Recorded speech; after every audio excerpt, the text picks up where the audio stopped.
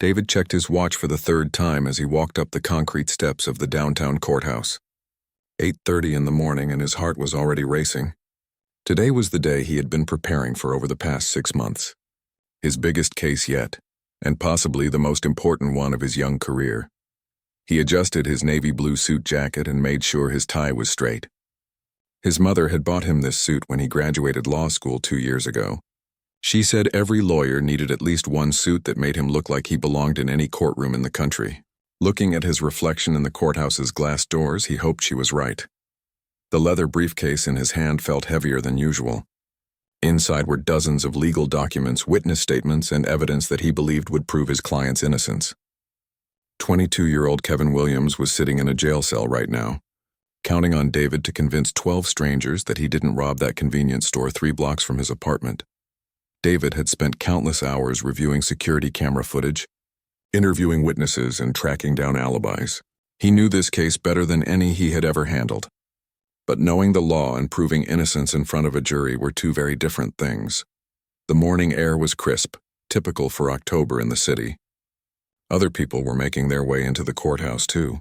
Some looked like lawyers with their expensive suits and confident walks.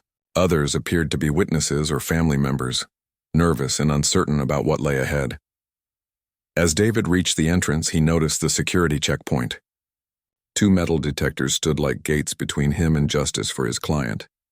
Behind them sat a large security guard with graying hair and a permanent scowl. The man's name tag read Officer Reynolds.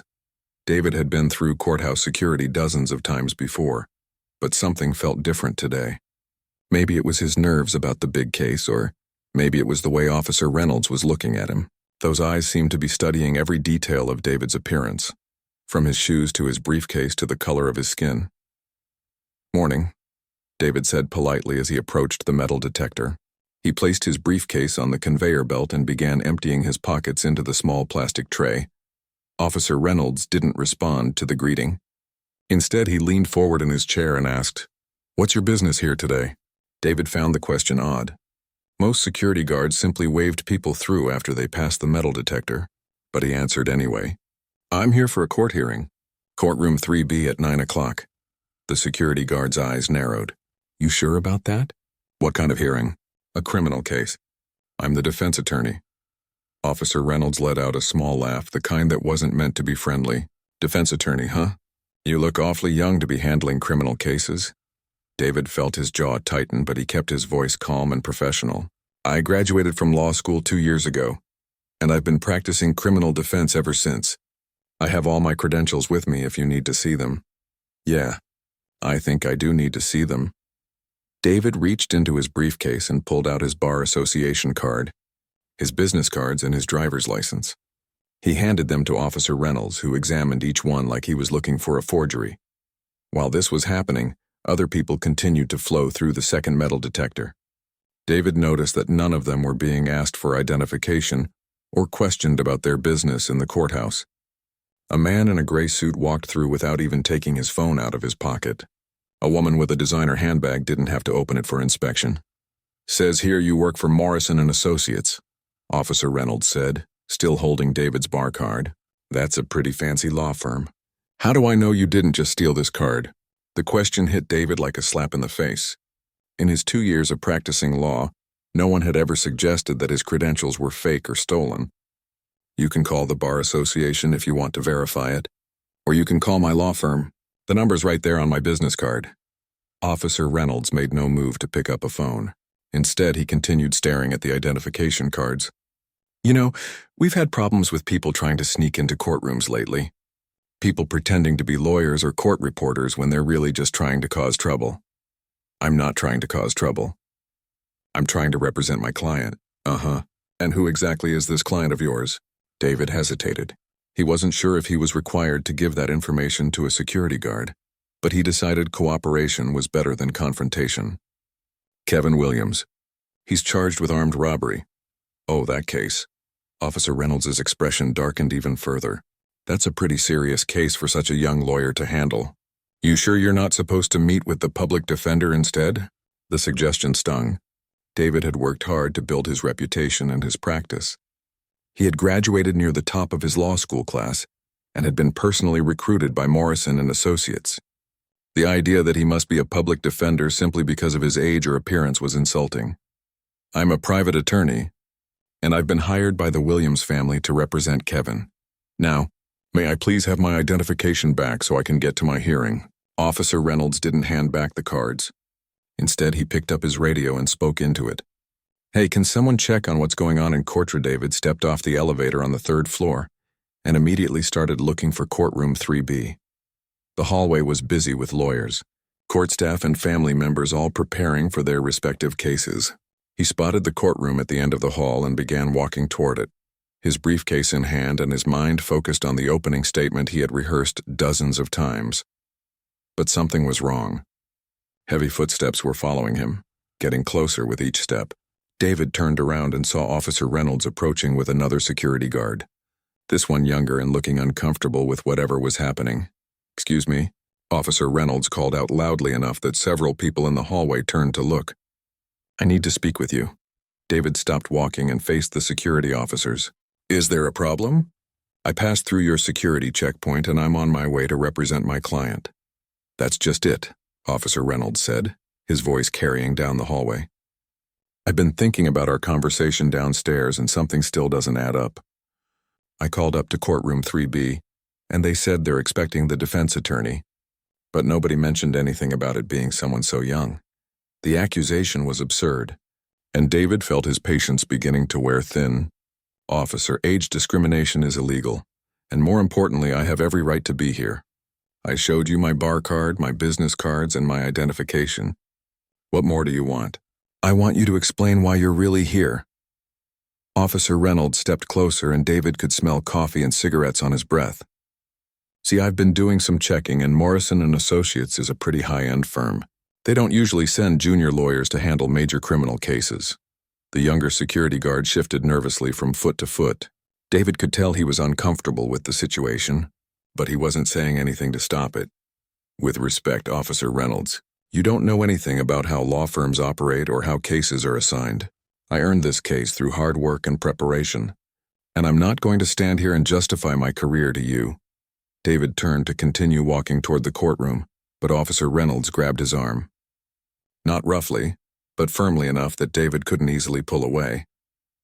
"I don't think you understand the situation here," Officer Reynolds said. "This courthouse has had security issues lately. We can't just let anyone wander around claiming to be something they're not." "Anyone?" David repeated the word, and the implication behind it hit him like a physical blow. "Are you suggesting that I don't belong in this courthouse? I'm suggesting that you haven't proven to me that you are who you say you are." By now, their conversation had attracted a small crowd. Other lawyers were stopping to watch. Court staff members were peering out of offices, and family members waiting for hearings were staring openly at the confrontation. David felt humiliated, but he also recognized that he was in a dangerous situation. If he lost his temper or said the wrong thing, Officer Reynolds could have him removed from the building entirely. "Look," David said, trying to keep his voice calm and reasonable. "I understand that you have security concerns, but I'm going to be late for my hearing, and my client is depending on me. Can we resolve this quickly? The only way we're going to resolve this is if you can prove that you're really supposed to be here. I already showed you my bar card. Bar cards can be faked. I showed you my business cards. The business cards are easy to make. Showed you my driver's license. That just proves your name. Not that you're a lawyer." David felt like he was trapped in some kind of absurd logic loop. No matter what evidence he provided, Officer Reynolds found a reason to dismiss it. Meanwhile, the clock was ticking closer to 9 o'clock, and his client was sitting in a holding cell somewhere in the building, probably wondering where his attorney was. "Officer Reynolds," David said, pulling out his cell phone. "I'm going to call my law firm right now and have them verify my employment. Will that satisfy you? Phone calls can be staged." The response was so ridiculous that David almost laughed, but the situation was too serious for humor. He looked around at the crowd that had gathered and realized that this public confrontation was quickly becoming a spectacle.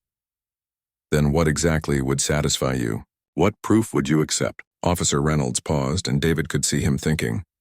The problem was that the security guard had backed himself into a corner. He had made accusations that he couldn't support, and now he had to either admit he was wrong or double down on his suspicions. "I think," Officer Reynolds said slowly, "that you should come back downstairs with me so we can sort this out properly." "I'm not going anywhere. I have a hearing that starts in 5 minutes. Then maybe your hearing will have to wait. You can't delay a court hearing because you have unfounded suspicions about one of the attorneys. I can if I believe there's a security threat." The words security threat seemed to echo in the hallway. David realized that Officer Reynolds was escalating the situation beyond simple suspicion. By using those words, he was creating an official justification for whatever actions he wanted to take next. The younger security guard finally spoke up. "Officer Reynolds, maybe we should just call the courthouse supervisor and let them handle this." "I don't need a supervisor to tell me how to do my job," Officer Reynolds snapped. "This man claims to be a lawyer, but he can't provide adequate proof. In my experience, legitimate lawyers don't get defensive when asked reasonable questions." "These aren't reasonable questions," David protested. "You're asking me to prove a negative. I've shown you every piece of identification I have. I've offered to have my firm verify my employment. What more can I possibly do? You can cooperate with security procedures instead of arguing about them." David felt the situation spiraling out of control. He looked at his watch and saw that it was now 3 minutes before 9. Somewhere upstairs, a judge was probably taking the bench and wondering where the defense attorney was. His client, Kevin Williams, was probably being brought from his holding cell to the defendant's table, looking around the courtroom and not seeing his lawyer anywhere. "Officer Reynolds, please. My client is a young man whose freedom depends on me being in that courtroom. Whatever concerns you have about my identity can be resolved later, but right now I need to do my job. And I need to do mine." Officer Reynolds turned to the younger security guard. "Radio downstairs and tell them we might have a situation up here. Ask them to send up backup." "Backup?" David couldn't believe what he was hearing. "You're calling backup because a lawyer's trying to get to his hearing?" "I'm calling backup because someone is refusing to cooperate with security." The crowd in the hallway was getting larger, and David could hear people whispering to each other. Some seemed sympathetic to his situation, while others appeared to be buying into Officer Reynolds' suspicions. David realized that his reputation was being damaged with every minute this confrontation continued. His phone rang, and he looked at the display. It was the law firm's receptionist. "I should answer this," David said. "It might be important. You can answer it later. It could be about my case." Officer Reynolds considered this for a moment, then nodded. "Put it on speaker. I want to hear what they have to say." David accepted the call and put it on speaker mode. "This is David." "David, thank God," came the voice of Linda, the firm's longtime receptionist. "Judge Martinez's clerk just called. They're wondering where you are. The hearing was supposed to start 5 minutes ago." Officer Reynolds' expression didn't change, but David felt a surge of vindication. Here was independent confirmation that he was supposed to be in that courtroom.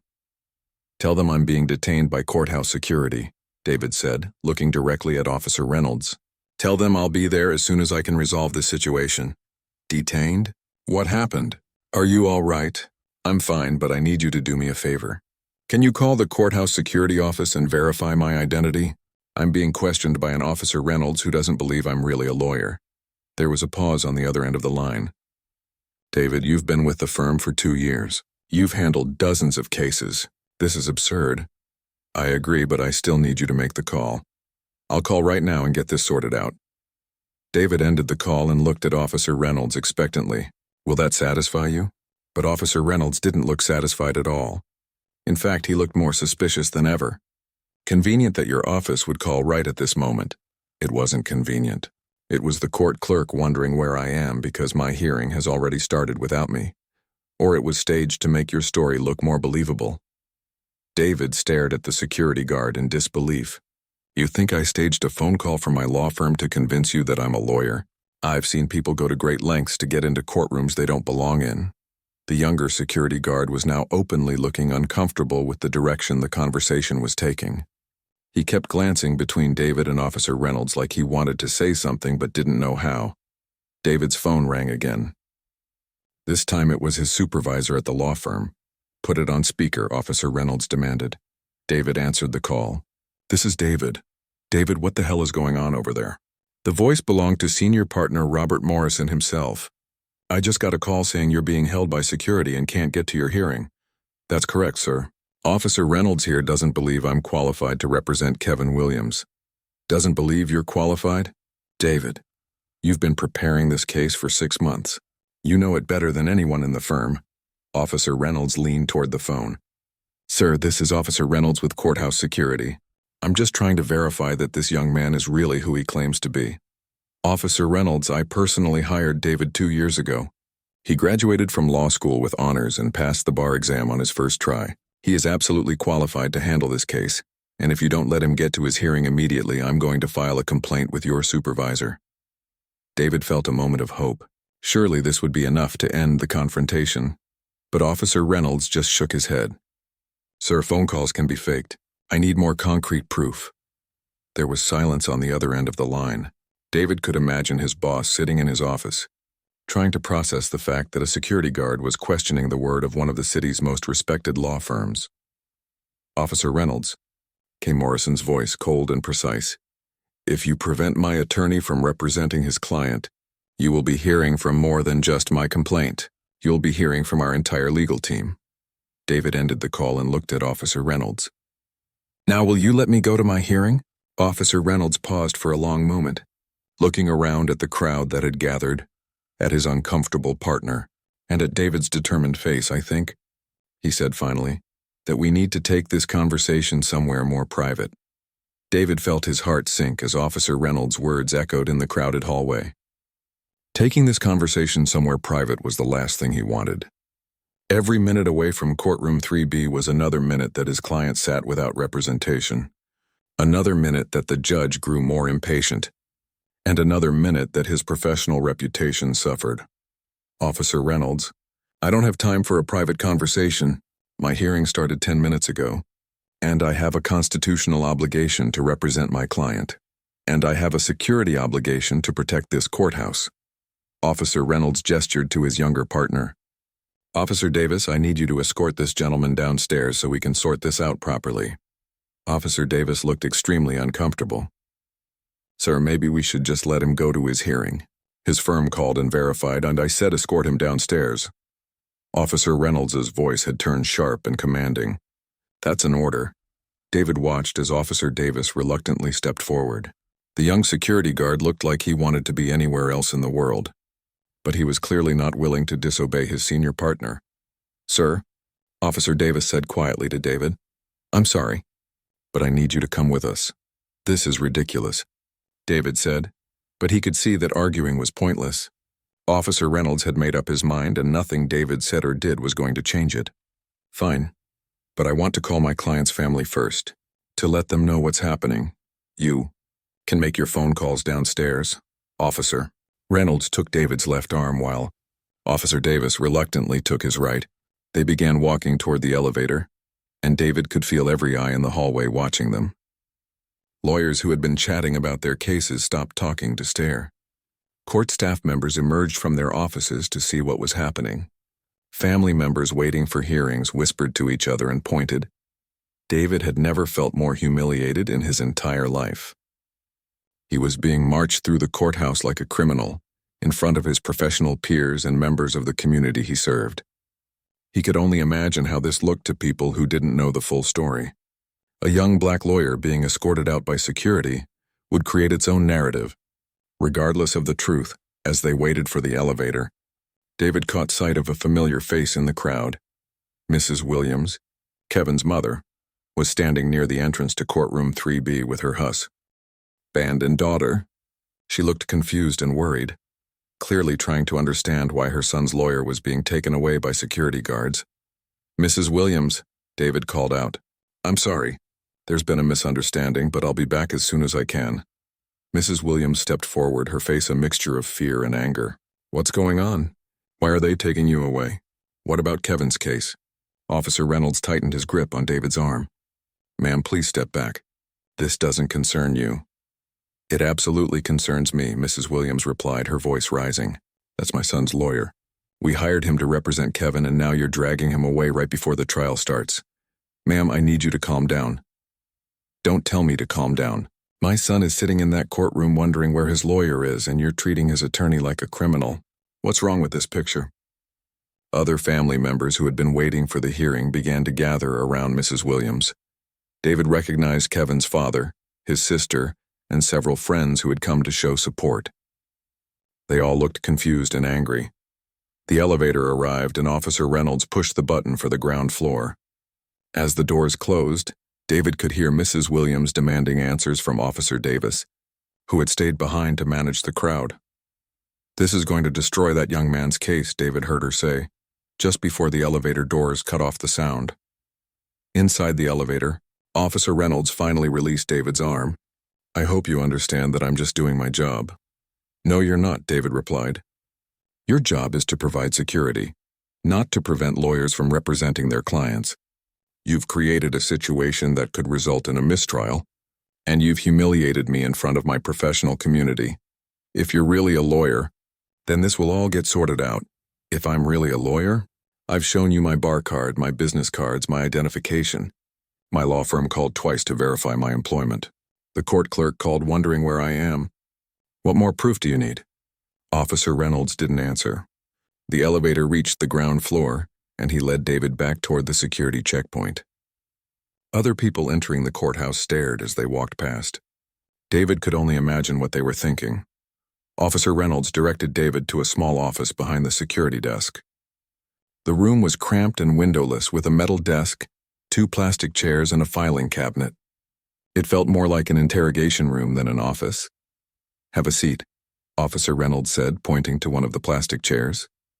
David remained standing. "I'm not sitting down. I want to speak to your supervisor immediately." "My supervisor is busy. You'll speak to him when he's available." "When will that be?" "When he's available."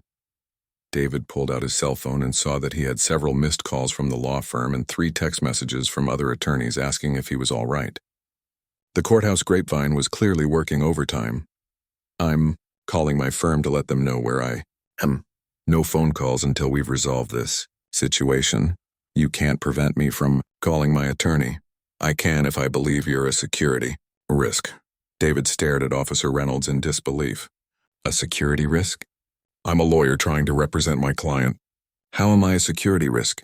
People who lie about their identity are always security risks." "I haven't lied about anything."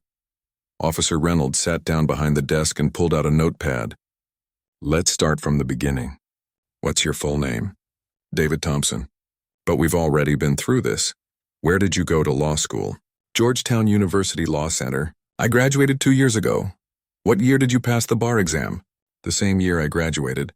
I took it in July and got my results in October." "What law firm do you work for?" "Morrison and Associates." "We've established this multiple times." "How long have you worked there?" 2 years. "What kind of law do you practice?" "Criminal defense mostly. Some civil litigation." Officer Reynolds wrote down each answer like he was conducting a formal investigation. David watched the clock on the wall and realized that his hearing had now been delayed for over 20 minutes. Judge Martinez was probably furious, the jury was probably confused, and Kevin Williams was probably panicking. "Officer Reynolds, please. Every minute I spend in this room is another minute my client goes without representation. This is a serious case and delays could affect the outcome. If you're telling the truth, then your client will understand. My client is a 22-year-old kid who's scared and confused. He's depending on me and I'm letting him down because you refuse to accept that I am who I say I am." David's phone rang again. This time the caller ID showed Judge Martinez's chambers. "I have to take this call. It's from the judge." Officer Reynolds considered for a moment, then nodded. "Put it on speaker." David answered the phone. "This is David Thompson." "Mr. Thompson, this is Judge Martinez. Where are you?" "We have a jury waiting, and your client is asking for his attorney." "Your Honor, I apologize for the delay. I'm being detained by courthouse security due to what appears to be a misunderstanding about my credentials." There was a pause on the other end of the line. "You're being detained by security? For what reason?" David looked at Officer Reynolds, who gestured for him to continue. "The security officer believes that I'm not qualified to represent my client. Mr. Thompson, you've appeared in my courtroom before. I know who you are. What's the security officer's name?" "Officer Reynolds." "Put Officer Reynolds on the phone." Officer Reynolds reluctantly took the phone. "This is Officer Reynolds, Your Honor." "Officer Reynolds, I want Mr. Thompson in my courtroom immediately." He is a licensed attorney in good standing, and he has a client waiting for representation. If he's not here in 5 minutes, I'm holding you personally responsible for any delays." Officer Reynolds' face flushed red. "Your Honor, I have security concerns. Your security concerns are noted and overruled. Send him up now." Officer Reynolds handed the phone back to David, who could hear the dial tone. The judge had hung up. "Well," David said, "are you going to let me go to my hearing now?" Officer Reynolds stood up slowly, clearly realizing that he had made a serious mistake. But instead of backing down, he doubled down on his position. "I still don't think this situation has been properly resolved. I'm going to call my supervisor and get his input before I let you back. Upstairs. Judge Martinez just ordered you to send me up immediately. Judge Martinez doesn't run courthouse security." David couldn't believe what he was hearing. Officer Reynolds was now openly defying a direct order from a sitting judge. This had moved beyond simple harassment or racial profiling into something much more serious. "Officer Reynolds, you're making a huge mistake. If you prevent me from getting to my hearing after a judge has ordered you to let me go, you could face serious consequences. Let me worry about the consequences." Officer Reynolds picked up his phone and dialed an extension. "Sir, I need you down here right away. We have a situation that needs your immediate attention." David sat down heavily in the plastic chair, finally accepting that he wasn't going anywhere soon. Upstairs, his client was waiting. The judge was angry. The jury was confused. Mrs. Williams was probably demanding answers that no one could give her. And in this small, windowless room, a security guard who had decided that David didn't belong in the courthouse was systematically destroying everything David had worked for over the past 6 months. His phone buzzed with another text message. This one was from a reporter for the local newspaper who had apparently heard about the situation. Word was spreading beyond the courthouse now, and David realized that this incident was about to become much bigger than just a delayed hearing. Officer Reynolds hung up his phone and looked at David with satisfaction. "My supervisor will be here in 10 minutes. Then we'll get to the bottom of this." David closed his eyes and tried to stay calm. Somewhere upstairs, justice was being delayed because a security guard couldn't accept that a young black lawyer belonged in his courthouse. Judge Martinez looked at the clock on her courtroom wall and felt her patience wearing thin. The defense attorney was now 30 minutes late. The jury was getting restless, and the young defendant at the defense table looked increasingly worried with each passing minute. "Bailiff," she called out, "please contact courthouse security again and find out what's happening with Mr. Thompson." Bailiff Johnson nodded and picked up his phone. Judge Martinez had been on the bench for 12 years, and she had seen every possible delay and excuse, but she had never had a licensed attorney simply vanish from the courthouse on the morning of a major trial. In the gallery, Mrs. Williams sat with her family, her anxiety growing by the minute. She kept turning to look at the courtroom doors, hoping to see David walk through at any moment. Her son Kevin kept asking where his lawyer was, and she didn't know what to tell him. The prosecutor, Assistant District Attorney Rebecca Chen, approached the bench. "Your Honor, if the defense attorney doesn't appear soon, I think we should discuss our options. The state is ready to proceed. The state may be ready, but the defendant has a constitutional right to counsel. We're not proceeding without his attorney." Bailiff Johnson hung up his phone and approached the bench. "Your Honor, security says they're handling a situation and the attorney will be up shortly." "What kind of situation?" "They wouldn't give me details." Judge Martinez frowned. She had specifically ordered Officer Reynolds to send David to her courtroom immediately, and that order had been ignored. In her 12 years as a judge, she had never had a direct order disregarded by courthouse security. "Bailiff, I want you to go downstairs personally and bring Mr. Thompson to this courtroom. If anyone tries to stop you, tell them they'll be held in contempt of court." Meanwhile, in the security office downstairs, David sat in the plastic chair watching Officer Reynolds pace back and forth. The security supervisor still hadn't arrived, despite Reynolds' claim that he would be there in 10 minutes. David's phone was buzzing constantly with calls and text messages from his law firm, other attorneys, and now local reporters who had somehow gotten wind of the story. "How much longer is your supervisor going to be?" David asked. "He'll be here when he gets here." "Judge, Martinez is going to hold you in contempt if I'm not in that courtroom. Soon. Judge Martinez can hold whoever she wants in contempt. I answer to courthouse administration, not to the judges." David shook his head. Officer Reynolds clearly didn't understand how the courthouse hierarchy worked. Judges had ultimate authority in their courtrooms, and openly defying a judge's direct order was a career-ending move for most courthouse employees. The door to the security office opened, and Bailiff Johnson walked in. David had never been so happy to see another person in his entire life. "Officer Reynolds," Bailiff Johnson said in a stern voice, "Judge Martinez wants to see Mr. Thompson in her courtroom immediately. I can't release him until my supervisor reviews the situation. Judge Martinez doesn't care about your supervisor. She wants him upstairs now. And I told you, I have security concerns that need to be addressed first." Bailiff Johnson, who had worked in the courthouse for over 20 years, stared at Officer Reynolds like he had lost his mind. "Officer, you're defying a direct order from a sitting judge. Do you understand what that means?" "It means I'm doing my job." "No, it means you're about to be in serious trouble." Bailiff Johnson turned to David. "Mr. Thompson, please come with me. Judge Martinez is waiting." David stood up, but Officer Reynolds stepped between him and the door. "He's not going anywhere until this situation is resolved." "Officer Reynolds, step aside. That's an order from Judge Martinez." "I don't take orders from Judge Martinez." The tension in the small room was palpable. David realized he was witnessing something unprecedented.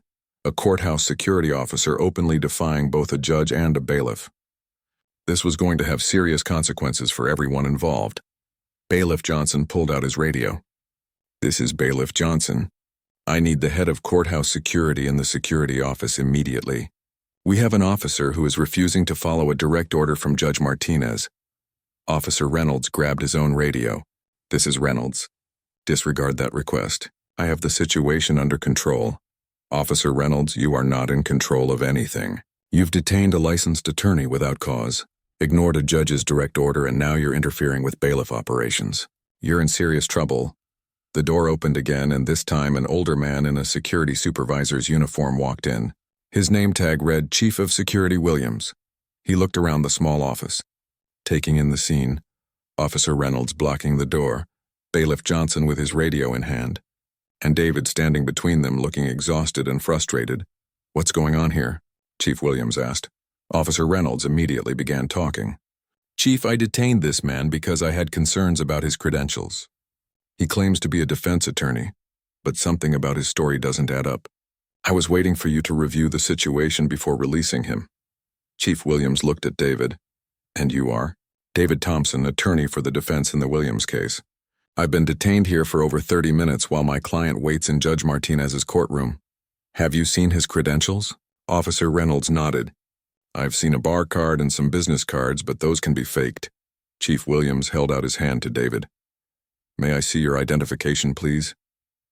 David handed over his bar card, driver's license, and business cards. Chief Williams examined each one carefully, then looked at Officer Reynolds with confusion. "These credentials look legitimate to me. What specifically made you suspicious?" Officer Reynolds hesitated. "Well, he looks very young to be handling such a serious case. And Morrison & Associates is a high-end firm. It seemed unlikely that they would send a junior attorney to handle a major criminal case." Chief Williams stared at Officer Reynolds for a long moment. "Officer Reynolds, did you just detain a licensed attorney because you thought he looked too young?" "There were other factors." "What other factors?" Officer Reynolds looked around the room, clearly realizing that he was in trouble but not willing to admit it. "I've been doing courthouse security for 15 years. I know when something doesn't feel right." Chief Williams turned to Bailiff Johnson. "How long has Judge Martinez been waiting?" "Over 30 minutes. She's ordered Mr. Thompson to her courtroom twice, and she's threatening to hold Officer Reynolds in contempt." Chief Williams looked back at Officer Reynolds with obvious anger. "You ignored a direct order from a judge?" "I was following security protocols." "There are no security protocols that allow you to ignore a judge's order. There are no security protocols that allow you to detain a licensed attorney without probable cause. And there are certainly no security protocols that allow you to delay a criminal trial." David felt a surge of relief as Chief Williams spoke. Finally, someone in authority was taking the situation seriously. "Officer Reynolds," Chief Williams continued, "you are suspended pending a full investigation into this incident. Turn in your badge and radio." "Chief, I was just trying to protect the courthouse." "You were protecting the courthouse from a licensed attorney trying to represent his client. Officer Reynolds, in my 25 years of courthouse security, this is the most embarrassing incident I've ever witnessed. Officer Reynolds reluctantly handed over his badge and radio, his face red with humiliation and anger. Chief Williams turned to David. Mr. Thompson, I sincerely apologize for this incident. Officer Reynolds acted completely outside his authority, and there will be consequences. I appreciate that, Chief Williams, but right now I just need to get to my client. Of course. Bailiff Johnson, please escort Mr. Thompson to Judge Martinez's courtroom immediately. As David gathered his briefcase and headed for the door, Chief Williams called out to him, Mr. Thompson, I hope you'll consider filing a formal complaint about this incident. What happened here today was unacceptable, and we need to make sure it never happens again. David paused at the door. Filing a complaint would mean paperwork, investigations, and more time away from his practice. But he thought about other young attorneys who might face similar treatment, and he knew he had a responsibility to speak up. I'll definitely be filing a complaint. As David and Bailiff Johnson hurried toward the elevator, David could hear Chief Williams beginning what sounded like a very unpleasant conversation with Officer Reynolds. The security guard's voice was getting higher and more defensive with each exchange. In the elevator, Bailiff Johnson shook his head. Mr. Thompson, I've been working in this courthouse for 20 years and I've never seen anything like that. Officer Reynolds was completely out of line. Has he done this before? Not to this extent, but there have been complaints about his behavior. Nothing was ever proven, so he kept his job. But this time he crossed a line he can't uncross. The elevator reached the third floor and David felt his anxiety returning. He had been away from his case for over 30 minutes. The jury had been waiting, his client had been worried, and Judge Martinez was probably furious. He would have to work twice as hard now to overcome the disruption and refocus everyone's attention on the actual case. As they walked down the hallway toward courtroom 3B, David could see Mrs. Williams pacing outside the courtroom doors. When she saw him approaching, her face lit up with relief. David, thank God you're back. What happened down there? It's a long story, Mrs. Williams. How is Kevin holding up? He's scared. He kept asking where you were and nobody could give him answers. David took a deep breath and straightened his tie. Despite everything that had happened, he still had a job to do. Kevin Williams was counting on him, and David wasn't going to let a security guard's prejudice destroy an innocent young man's future. Mrs. Williams, I promise you that what happened downstairs won't affect Kevin's case. I'm going to fight for him harder than ever. As David walked toward the courtroom doors, he could hear the murmur of voices inside. He knew that everyone in that room, the judge, the jury, the prosecutor, and the spectators would be curious about where he had been and what had caused the delay. But he also knew that he had a story to tell, and when the time was right, he would make sure that everyone understood exactly what had happened in the courthouse security office that morning. David pushed open the courtroom doors and walked into courtroom 3B with as much confidence as he could gather. The room fell silent as every head turned toward him. Judge Martinez looked up from her bench with a mixture of relief and curiosity. The 12 jurors shifted in their seats, clearly wondering about the delay. At the defense table, Kevin Williams looked up with hope and fear in his young eyes. Your Honor, David said as he approached the bench, I apologize for the delay. I'm ready to proceed. Judge Martinez studied David's face for a moment. She had been a judge long enough to recognize when someone had been through an ordeal, and David's composed exterior couldn't completely hide the stress of the past hour. Mr. Thompson, approach the bench, please. You too, Ms. Chen. David and the prosecutor walked to the judge's bench for a sidebar conference. Out of earshot of the jury and spectators, Mr. Thompson, Judge Martinez said quietly, I understand there was an incident with courthouse security. Are you all right to proceed with this trial? Yes, Your Honor, I'm prepared to represent my client to the best of my ability. Good. However, I think the jury deserves some explanation for the delay. And frankly, so do I. David glanced back at the courtroom. In the gallery, Mrs. Williams sat with her family, all watching him intently. Kevin's supporters filled 3 rows, all people who had taken time off work to be there for him. The prosecutor looked curious but professional. The jurors appeared restless but attentive. Your Honor, with your permission, I'd like to address what happened as part of my opening statement. I believe it's relevant to the case we're about to hear. Judge Martinez raised an eyebrow. How is a security incident relevant to your client's defense? Because, Your Honor, this case is about assumptions.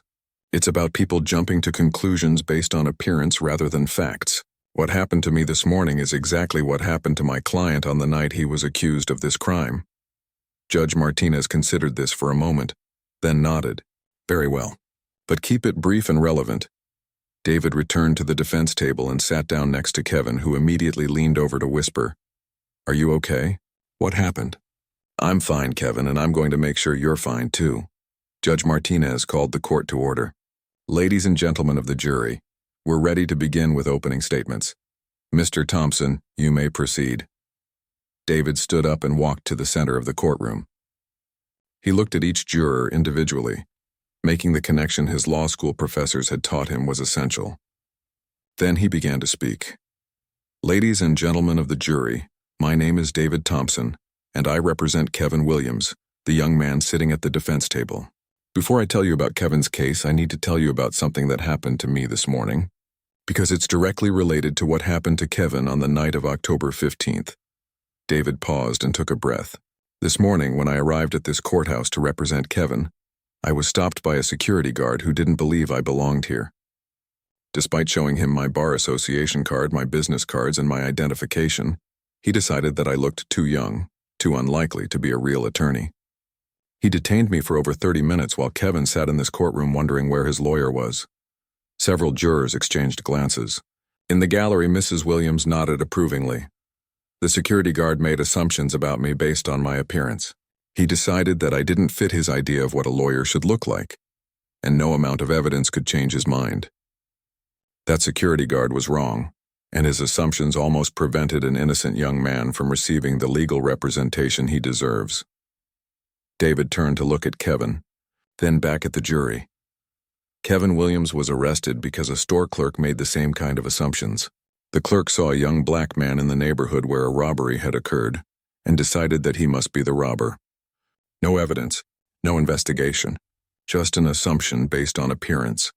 David walked closer to the jury box. "Over the next few days, you're going to hear evidence that proves Kevin Williams was not at that convenience store when it was robbed.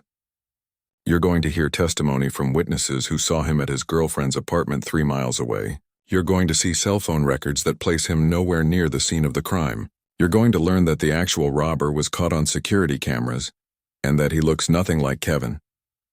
The courtroom was completely silent. Even the court reporter seemed to be hanging on every word.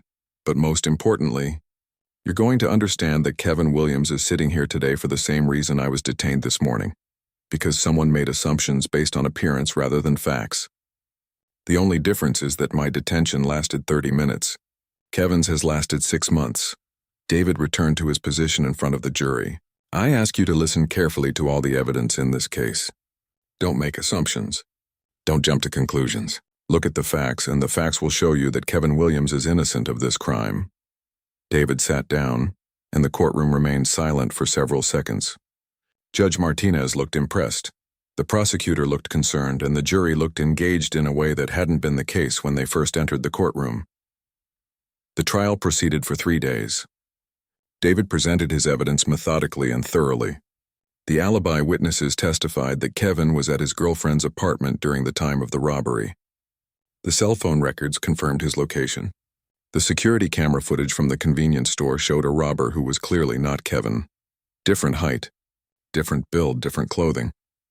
But perhaps most importantly, David had established a theme that resonated throughout the trial. Every time the prosecutor tried to suggest that Kevin was guilty, based on circumstantial evidence or assumptions, David reminded the jury of the importance of facts over appearances. On the final day of testimony, the real robber was actually arrested for a similar crime across town. When his photograph appeared on the news, it was obvious to everyone that he bore no resemblance to Kevin Williams whatsoever.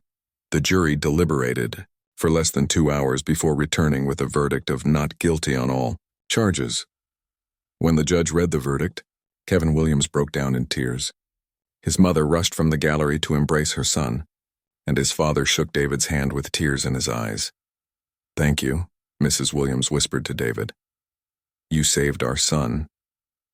But David knew that the case was about more than just Kevin Williams.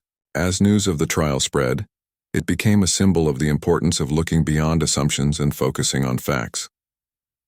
2 weeks after the trial ended, David received a call from Chief Williams at Courthouse Security. "Mr. Thompson, I wanted to let you know that Officer Reynolds has been terminated.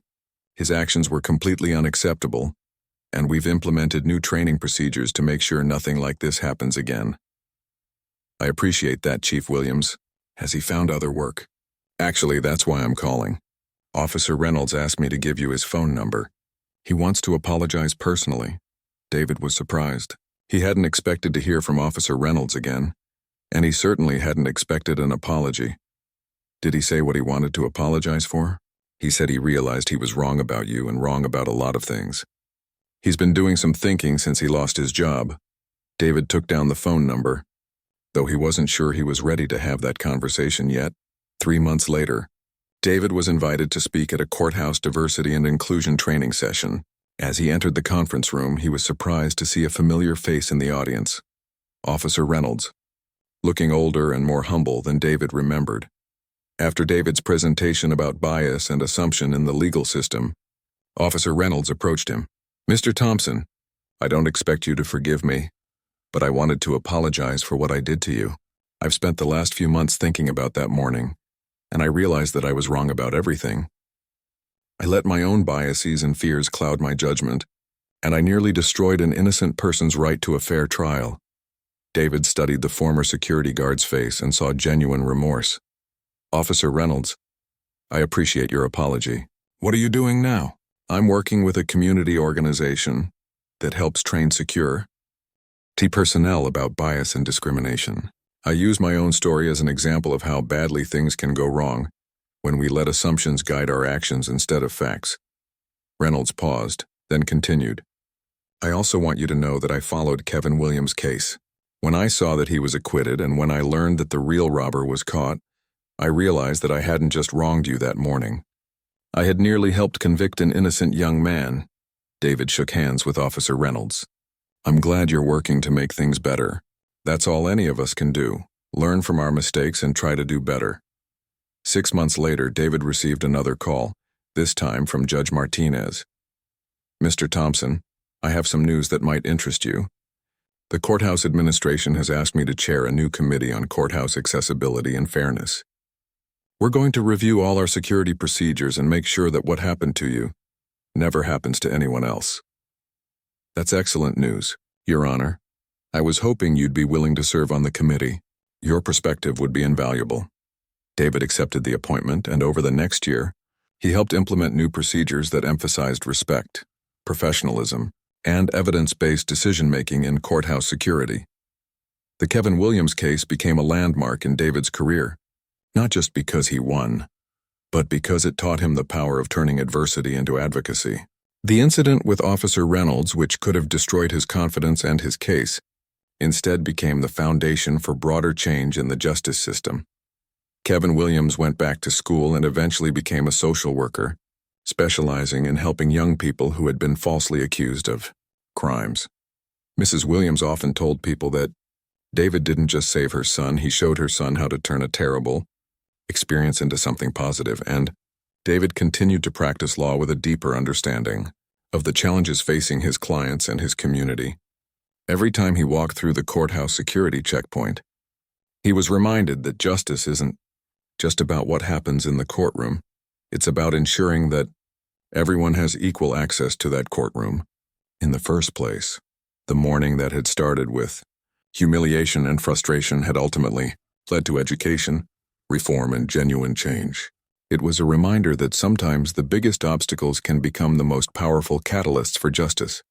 Officer Reynolds, now working full-time as a diversity trainer, often ended his presentations with the same message. "I thought I was protecting the courthouse that day. Instead, I was blocking the door to justice. My job now is to make sure the door stays open for everyone." And in courtrooms across the city, young attorneys of all backgrounds walked through security checkpoints with dignity and respect, benefiting from changes that grew out of one security guard's mistake and one lawyer's determination to turn that mistake into something meaningful. David kept a copy of Kevin's acquittal verdict on his office wall, not as a trophy but as a reminder. Justice isn't just about winning cases. It's about ensuring that everyone has the chance to present their case in the first place. Hold on there, son. I'm just trying to make sure everything's legitimate. We can't be too careful these days. David watched as other attorneys continued to pass through security without any delays or questions. A man with a briefcase similar to his walked through and nodded to Officer Reynolds, who nodded back without asking for any identification. A woman in a business suit chatted with another security guard about weekend plans while her purse went through the X-ray machine. The radio crackled with a response. David couldn't make out the words, but Officer Reynolds nodded and set the radio down. He still hadn't returned David's identification cards. The thing is, Officer Reynolds said slowly, I've been working courthouse security for 15 years, and I know most of the lawyers who come through here. I've never seen you before. That's because I usually work out of the satellite courthouse across town. This is my first major case at this location. Is that so? Well, that explains it then. But Officer Reynolds' tone suggested he didn't believe the explanation at all. David could feel sweat forming under his suit jacket despite the cool morning air. Other people in line behind him were getting restless.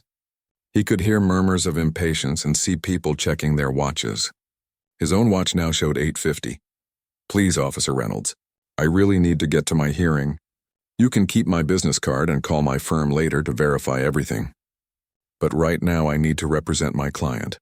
Officer Reynolds finally handed back the identification cards, but his expression remained suspicious. All right, you can go through, but I'm going to be keeping an eye on things. If there's any trouble at all, you'll be the first person I come looking for. David nodded quickly, grabbed his briefcase from the conveyor belt, and hurried toward the elevators.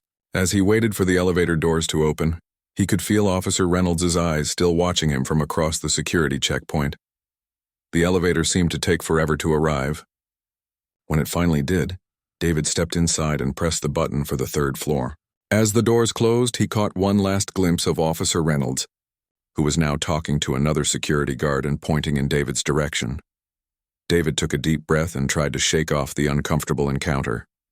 He had bigger things to worry about than one suspicious security guard. In less than 10 minutes, he would be standing in front of a judge and jury, fighting for an innocent young man's freedom. That was what mattered. That was what he had trained for.